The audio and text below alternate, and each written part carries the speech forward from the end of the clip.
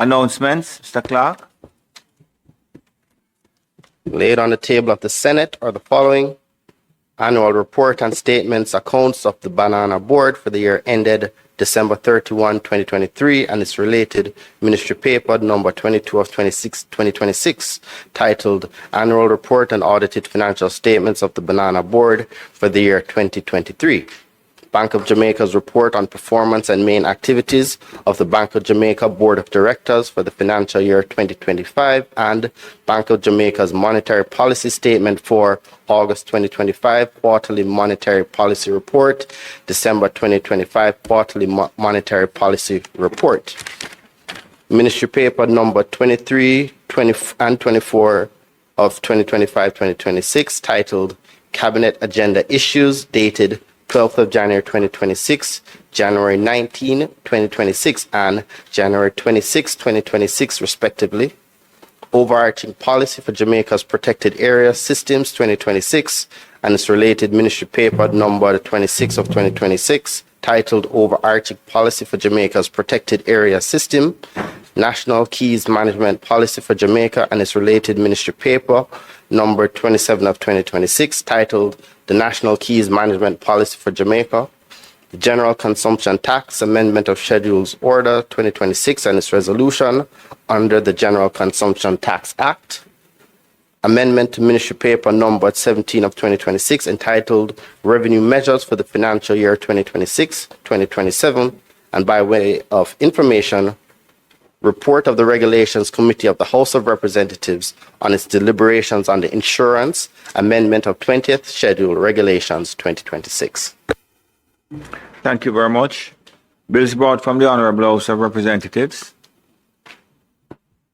The following is a message from the Speaker of the House of Representatives to the Honorable Senate. I have the honor to advise the Honorable Senate that on the 28th day of April 2026, a bill entitled An Act to Make Provision for the Management and Implementation of the Post-Disaster Reconstruction and Resilience Efforts consequent on the passage of Hurricane Melissa, and for resilience generally, to establish the National Reconstruction and Resilience Authority, and for connected matters, was passed in the House of Representatives with 20 amendments. The Most Honorable Juliet Holness, Speaker of the House of Representatives. Mr. President, I signify my willingness to take charge of the bill. A bill shortly entitled the Reconstruction and Resilience Authority Act 2026, read a first time. Mr. President, I beg to give notice of second reading of the bill. Mr. President, I further beg to give notice that at a later stage today, I will move for the suspension of the standing orders to enable second reading of the bill and to commence debate on the bill. Thank you, Minister. Petitions, papers, reports from committees, notices of motions given orally.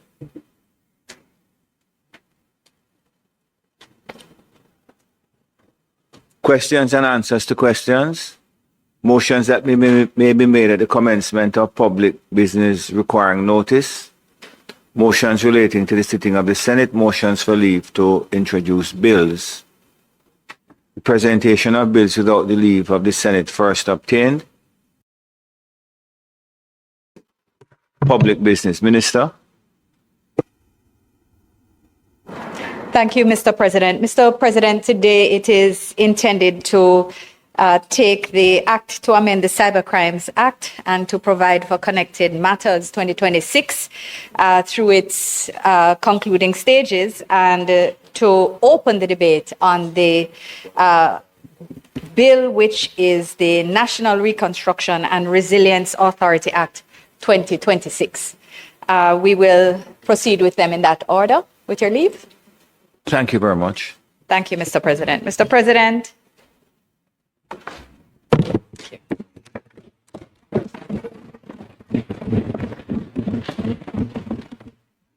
Colleagues. Mr. President, it is my honor to open the debate on the bill shortly entitled the Cyber Crimes Amendment Act 2026.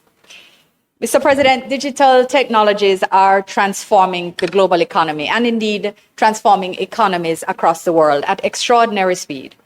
According to the ITU, the International Telecommunications Union, an estimated 6 billion people, 73.6%, or about 3/4 of the world's population, were using the internet in 2025. That reflects a surge in the world's online population by more than 240 million year on year. Mr. President, here in Jamaica, we don't have the 2025 data yet, but the ITU estimates that in 2024, 90.1% of Jamaicans were using the internet, well above the global mark. In this context, Mr. President, I want to acknowledge the work of the government, particularly Minister Vaz and the team at the Ministry of Energy, Transport and Telecommunications, because under the National Broadband Initiative, over 600 educational institutions, all municipal corporations, many ministries, departments and agencies of government, and also the courts under the island have been connected to broadband internet. Mr. President, furthermore, under the community Wi-Fi program, all major townships across Jamaica were outfitted with public Wi-Fi hotspots across the 63 constituencies, serving 235 users, active users across the island, Mr. President. I understand that Hurricane Melissa affected many of those hotspots. In fact, 90% of the 415 sites island-wide were affected by Melissa. So even though we speak actively about the fact that there were 5 most affected parishes, we just remind ourselves that Melissa affected Jamaica as a whole. But 70%, Mr. President, 290 sites were restored as at the end of March, and all of the community hotspots have been restored in Hanover, St. Elizabeth, St. James, Trelawney, and Westmoreland, Mr. President. I think this is something that we should commend everyone who has had a hand in restoring connectivity. And we should do so, Mr. President, because digital technologies are great facilitators of service. They have the potential to bring simplified processes and easier transactions to citizens of every walk of life, young and old. All over the world, they are helping to unlock vast opportunities for individual, corporate, and national advancement. And as we here in Jamaica seek to bring everyone along on the development journey, and on the journey of technological advancement, which is a part of that, trust building must be a part of that process. And indeed, a part of that process is providing a strong, updated, technologically neutral and protective cybercrime framework. So, Mr. President, the reality is that alongside the many and growing opportunities facilitated by ICT advancements and expansion, alongside them are cybersecurity risks.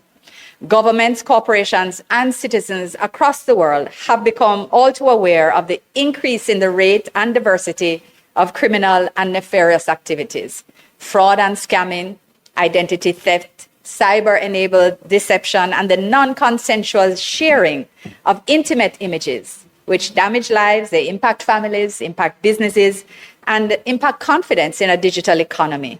And these are things which are met across the world. But the world is advancing notwithstanding and expanding use notwithstanding. So we really have to be careful not to fearmonger around the issue, but to ensure that we're providing the legislative framework and the educational framework to ensure that not only are citizens empowered to understand their rights and how they are protected and how they can use legislation, but we have to make sure that the legislation is, of course, keeping pace with the risks that exist. So government is committed to ensuring that we do. That is, that we, as best as possible, keep pace with these threats. And updating the Cyber Crimes Act is an important part of this. Undoubtedly, the amendments have taken longer than we would have wanted, but great care was taken with the deliberations, including the sitting of the Joint Select Committee, which started in 2021 and had its report adopted in September 19, 2023, and by this Honorable Senate in December 8, 2023. great care and great deliberation has been applied to the development of this bill, even as it's recognized that there are parallel processes that will continue to be an ongoing process.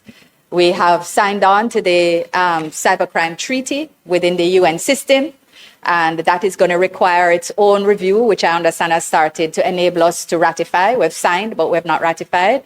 And Jamaica played a major part leading the CARICOM negotiations in that context.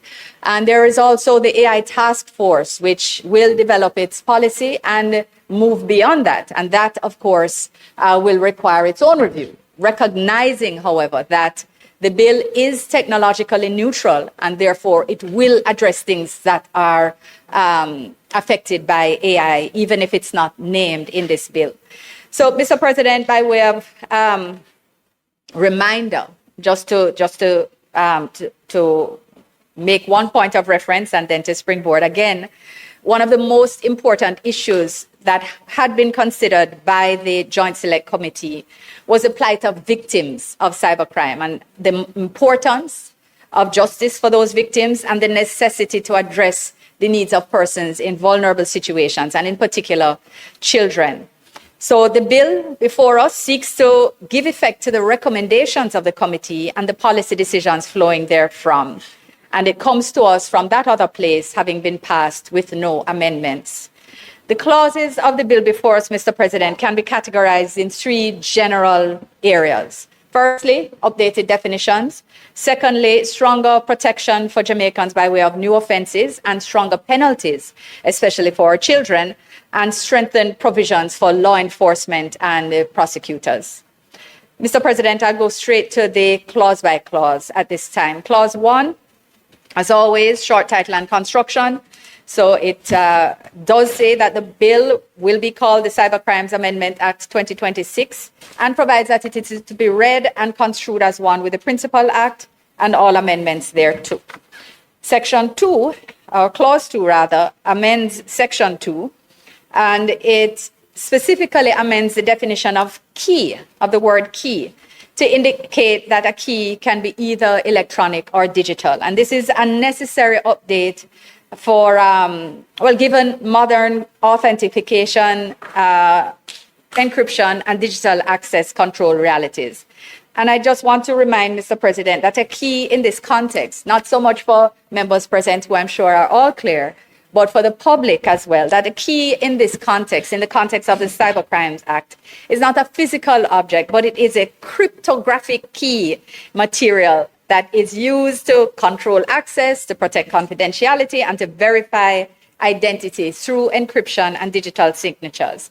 And we can note that for online purposes, in most cases nowadays, this will mean the secure code or the credentials used for secure logins, for encrypted communication, and trusted digital signatures.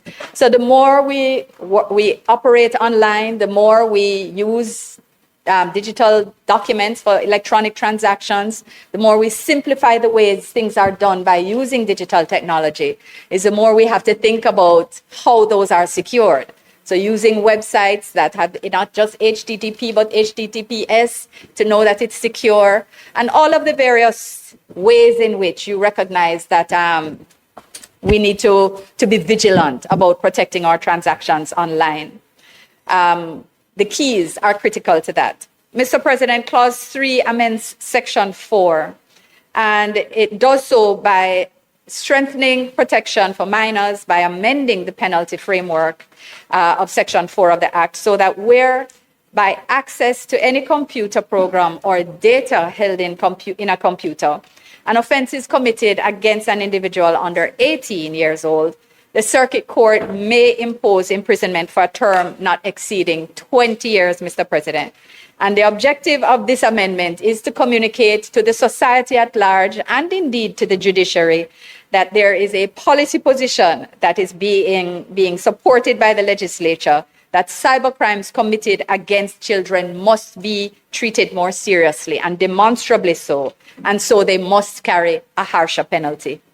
Mr. President, Clause 4 amends Section 8 with a similar provision as done in Clause 4. But in this case, it is providing that committing the offense of fraud or forgery, again in this context of cybercrimes, once that is done against an individual under 18 years, it will carry a term of imprisonment also, not exceeding 20 years.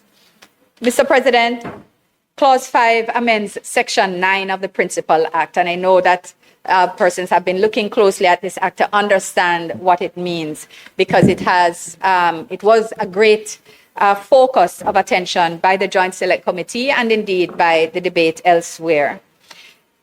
Clause 5 amends Section 9 to effect two significant changes.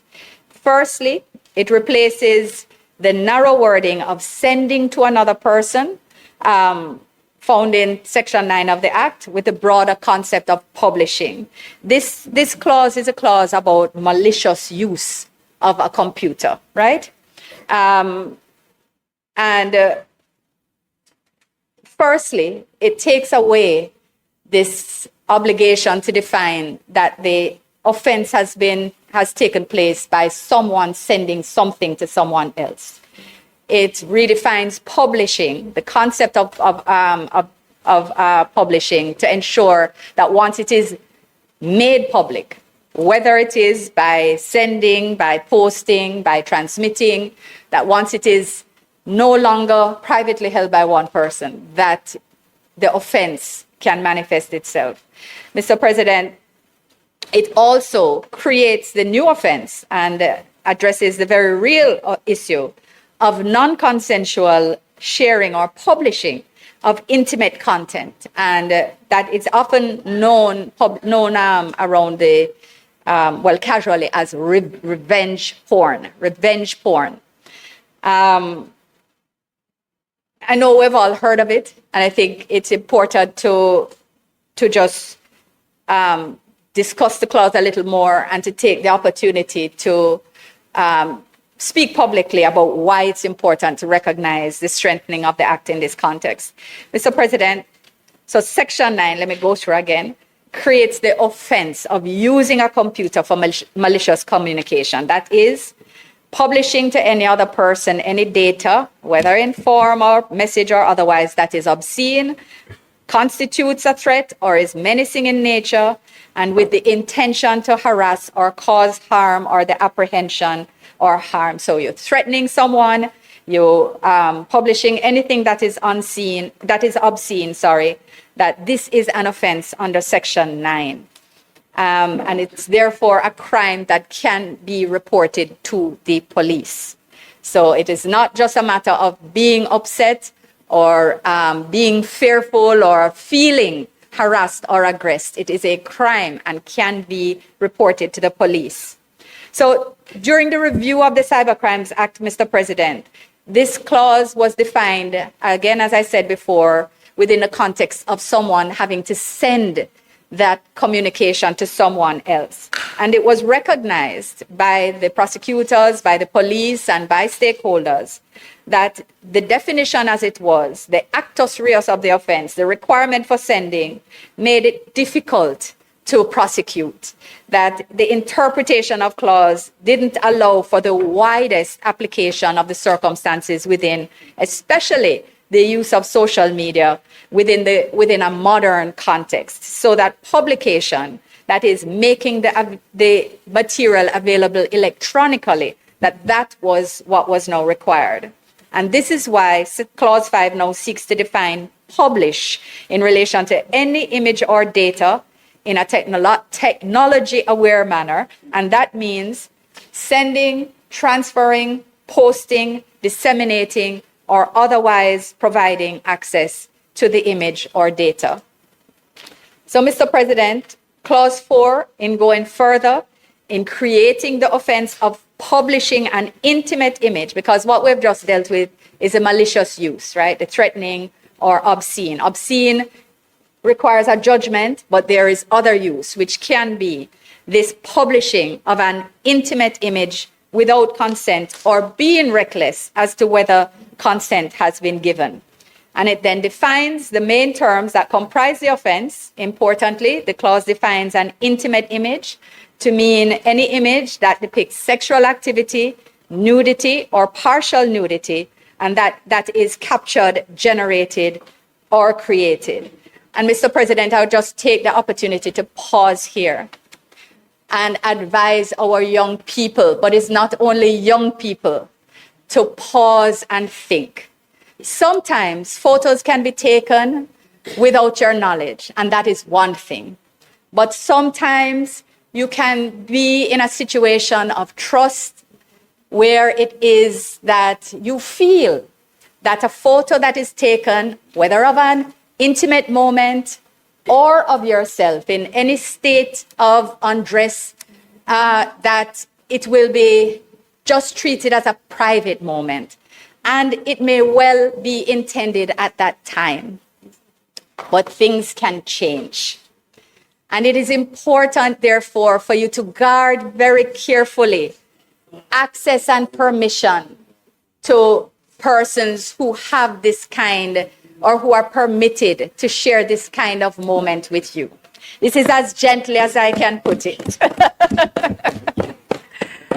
Because when you hear the stories of the emotional blackmail, the fear, the actual financial blackmail, the bullying that takes place around circumstances that could never have been anticipated, I want to say to our young people, and our not so young, who may find themselves in these circumstances, that if you are being threatened, bullied, blackmailed because of a moment of trust or a moment in which your trust was abused, it is a crime, and you can report it to the police, and you should.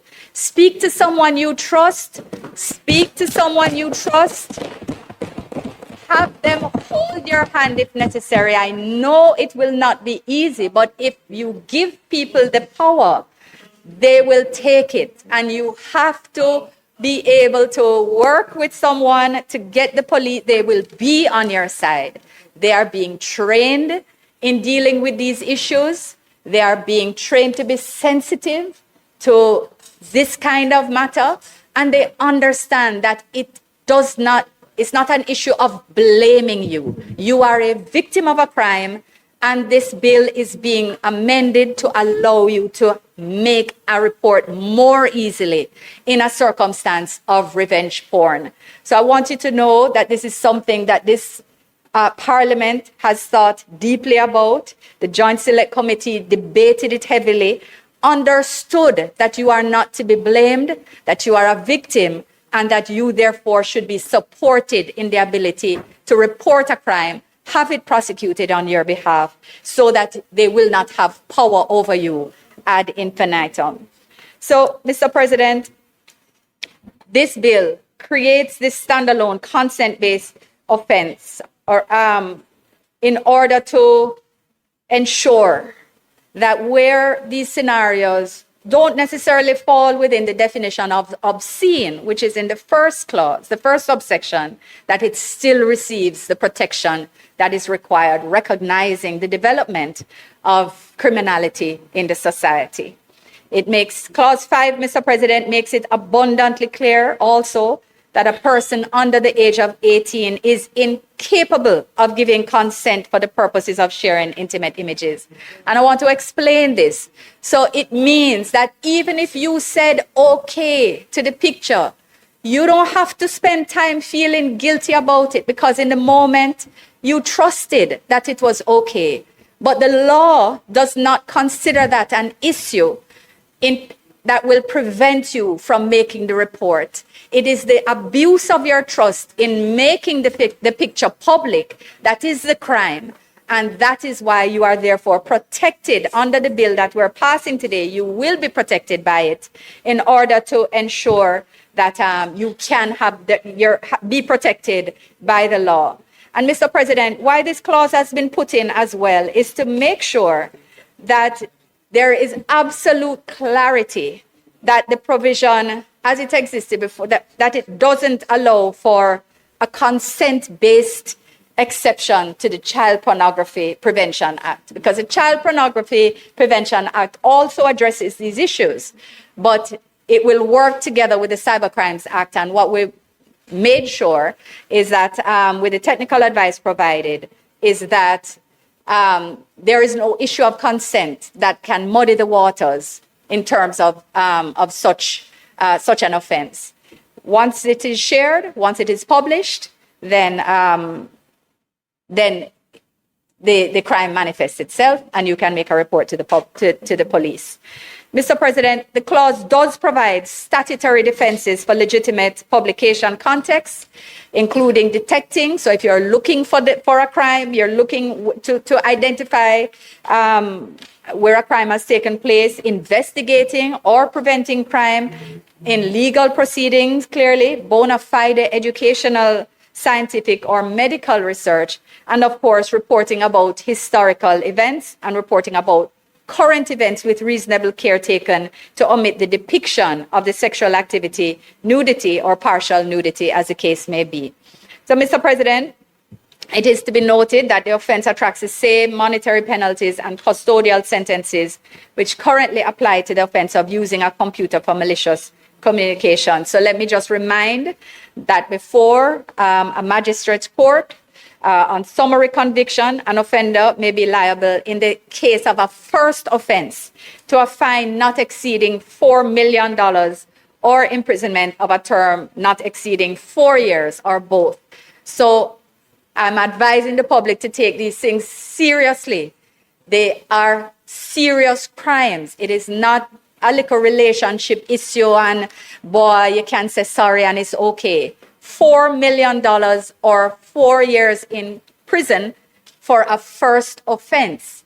So think carefully about how hard you want to hurt someone. Think carefully before you take that action and click send.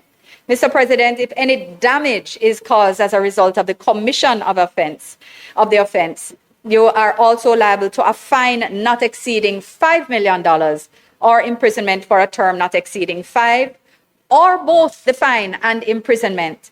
And in the case of a second or subsequent offense, regardless of whether any damage is caused or not, to a fine not exceeding $5 million or imprisonment for a term not exceeding 5 years, or both such fine and imprisonment.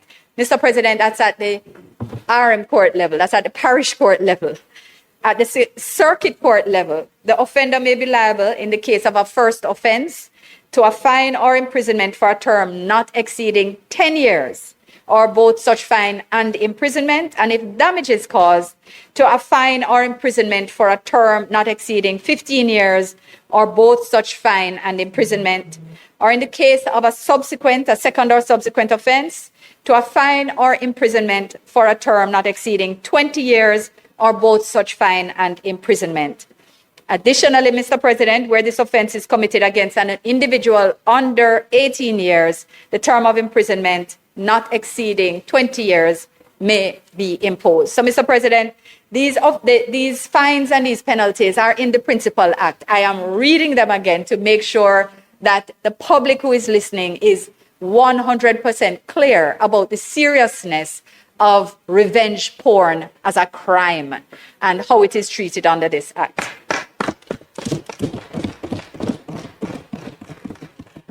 Mr. President, Clause 6 amends Section 10 of the Principal Act, and this is seeking to strengthen Jamaica's ability to disrupt organized cybercrime by targeting acts which precede offenses such as hacking, and to prevent the creation of black markets in items where these tools are traded, rented, bundled, and delivered like a service. So, Mr. President, the clause meets this objective by criminalizing without lawful justification, that is, criminalizing the acts once they don't have lawful justification, of the intentional manufacture, sale, importation, distribution, disclosure, or making available of a computer, a key, which we just discussed already, or any other data or device designed or adapted primarily for the purpose of committing the offenses outlined at sections 3 to 9. The clause also criminalizing receiving and possessing such keys, data, or devices with the intent that they be used to commit these offenses. So, Mr. President, the bill is thereby strengthening the hands of our law enforcement agencies, as they'll be able to not only chase the individual offender, but the enablers, the people with the tools that make the commission of cybercrimes possible. Mr. President, Clause 7 amends Section 11 of the Principal Act, and Section 11 seeks to impose harsher sanctions where the offense committed is against or involves computers and or systems, the interference with which will have a debilitating act on, or among other things, security, the provision of public services, and the protection of public safety. These systems are referred to as protected computers. And clearly the difference between the damage that's caused by hacking into an individual citizen's computer versus hacking into that of the constabulary or that of the any investigative organization, or in fact any public service or major institution within the ecosystem of a government. So, Mr. President, this is Clause 7 updates the language of Section 11 by inserting the word revenue alongside banking and financial services. These are critical computers, and replacing the terminology medical with the broader term health. The update is strategic as it ensures that attacks on revenue and health systems are treated with the greatest degree of severity, given the potential to cause national disruption and economic instability, as well as undermining public confidence by exposing sensitive personal data. Mr. President, Clause 8 repeals and replaces Section 15 of the Act, creating a clear offense where the owner, occupier, or person responsible for the management of premises knowingly causes or permits the premises to be used for any purpose that constitutes an offense under the Act. And the offense attracts a fine or a term of imprisonment not exceeding 15 years. I think people will recognize the genesis of this clause. This comes from the same language is used in the Lottery Scam Act, if I call it that informally, so everyone recognizes it, where premises are used to facilitate illegal activities, then they become liable too. And it's trying to get at all of the levels of cooperation in the crimes. So, Mr. President, this clause reflects an important policy decision arising from the review process, because it repeals what was a previous compensation provision, allowing victims to now access the more comprehensive compensation framework under Section 24A of the Criminal Justice Administration Act, which allows the court to impose restitution orders for the benefit of victims, so that victims' cases can be considered on a case-by-case circumstance, and the appropriate compensation then be granted. Mr. President, Clause 9 amends Section 19, which strengthens the investigatory discipline and accountability of the JCF by requiring the Commissioner of Police to develop and implement a code of standard procedures to be complied with in any search and seizure under Section 18 of the Principal Act. This ensures due observance of the safeguards contained in Section 19, which requires the documentation of computer materials seized during the course of an investigation. And Mr. President, this was thought important because complex cybercrimes matters often succeed or fail based on the manner in which the digital evidence is handled. And the amendment is therefore intended to standardize the process by which cyber incidents are managed within the JCF, and to ensure that all personnel follow consistent procedures when responded to cyber-related matters. And my understanding is that the work has started on the development of these standard procedures, and that by Q4 this year, we should have, they should be completed and the full sensitization take place within the JCF and related prosecutorial agencies. Mr. President, Clause 10 amends Section 20 of the Principal Act, and it simply makes an editorial update by aligning the reference in Section 20 to Section 18, which empowers the parish judge to issue a warrant authorizing a constable to search for and to seize computer material. The amendment links the provisions of Section 20 to the specific provision of the Act where the authority for issuing the warrant resides.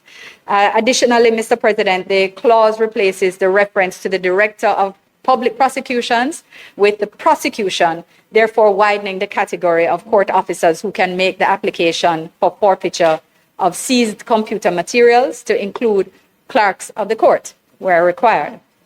Mr. President, Clause 11 aligns the Interception of Communications Act with the amendment refers to in Clause 2 by similarly updating the definition of the word key to indicate that the key can be either electronic or digital, making sure that both acts work together well. So, Mr. President, as I take my seat and allow the debate to unfold, I again just reaffirm that there are many opportunities in the digital economy for all members of society, from ease of communication, doing business, accessing public services, banking transaction, income generation, investment. But at the core of digital transition must be the mechanisms to protect our citizens from potential harm that may also come from misuse of the same technologies. This bill has benefited from the work of the Joint Select Committee, which paves the way for bipartisan support, of which I am confident. And I'm therefore honored to commend this bill, Mr. President, to the members on both sides and look forward to their support. Thank you, Mr. President. Thank you, Minister.